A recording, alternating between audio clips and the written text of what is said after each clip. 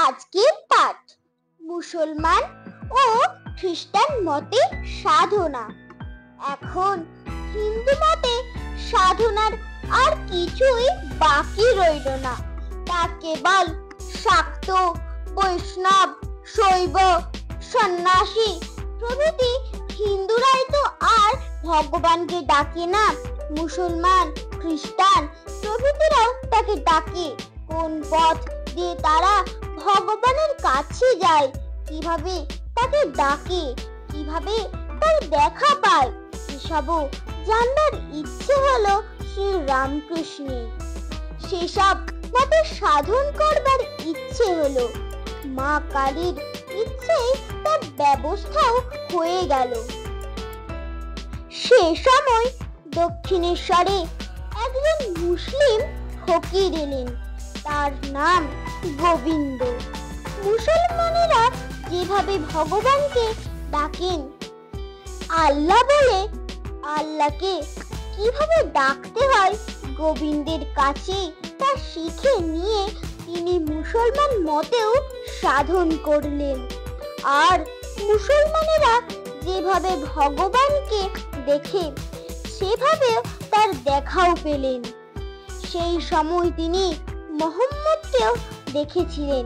পরে খ্রিস্টানদের মতে ভগবানকে চিন্তা করে সেভাবে সে ভগবানকে দেখতে পেয়েছিলেন।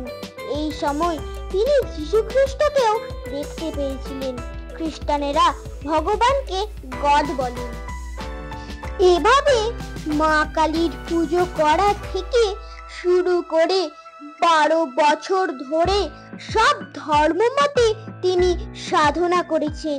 আজ পর্যন্ত মানুষ যতভাবে ভগবানকে ভেবেছে, যতভাবে তাকে দেখেছে, যত পথ দিয়ে তা ধরে তার কাছে পৌঁছেছে, তা সবই নিজে করেছেন, নিজে দেখেছেন।